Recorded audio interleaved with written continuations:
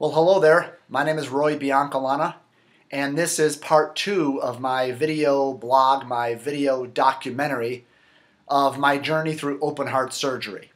As I mentioned in part 1, which you can find on my Facebook page or on my YouTube account at CoachingWithRoy.com, as I mentioned in part 1, I'm facing open heart surgery in 2 weeks from today, and I am very curious as to what I'm going to learn about myself and how this could be of service to me on my spiritual journey and the evolution of my consciousness.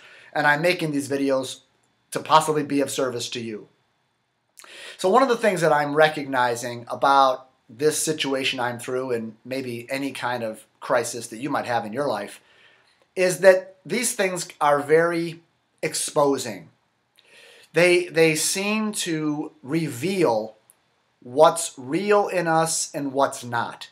And that's really, I think, beneficial in our lives. Because you know how it is sometimes, especially in spiritual matters, where we can have this stuff up in our heads, like we believe certain things, or dogma, doctrines, principles.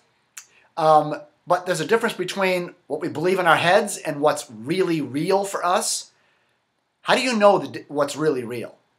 Well, I think one of the major ways is life brings something into you, some sort of crisis, some sort of event, which exposes whether something is simply head knowledge or a deep knowing that you have inside of you. So in that case, this kind of crisis, I welcome it into my life because I really want to know what's real for me. What do I really hold deep inside here? And what's just mind crap, okay? Now, one of the things that's happened along those lines is something I think very significant for me. And that is when I initially just about passed out while jogging, a friend of mine asked me, he said, did you feel like, all right, this is it. I'm going on. You know, I had no thought of dying.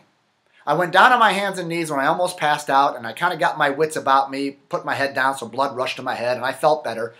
And I walked home, and the first thought I had was, what will this do to my business? What will this do to me financially? Because I knew I was going to have open heart surgery and I was going to be out of commission for a while.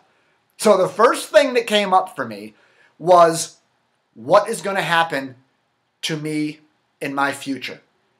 And as I've meditated on that, what I have really begun to realize is that at the very core of my being, or at the core of my ego, maybe would be the best thing to say, is I actually feel like I'm alone in the world.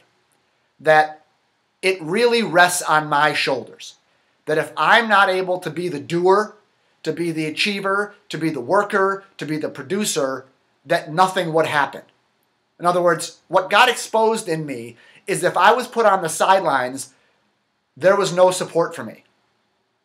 There was no spirit, there was no God, there was no really anything out there that was going to hold me up and support me. It's like, what I recognize is that commercial, you're in good hands with Allstate, that I don't believe there are any good hands. That in the essence of things, that I feel like I'm the one holding me up. And if I can't do it, then nothing will happen. So it's exposed in me at a deeper level that I really do feel like I'm the doer, and it all rests upon me. And as hard as that is for me to swallow, that's a very valuable thing for me to face the fact of, because I would never say that in my head. I would never say that I'm alone in the universe and that it's all on me and that I'm the doer. But as I look back at my life is a series of evidences that if I was aware, I would have seen that I actually do feel like it's all on my shoulders. That I'm like Atlas. I'm carrying the world on my shoulders. And so I think one of the things that consciousness, the universe, spirit, God, whatever you want to call it, is doing in me in this is maybe it had to knock me completely out of the game in order for me to open up to the possibility that I'm not alone. That I could rely on something beyond myself to take care of me.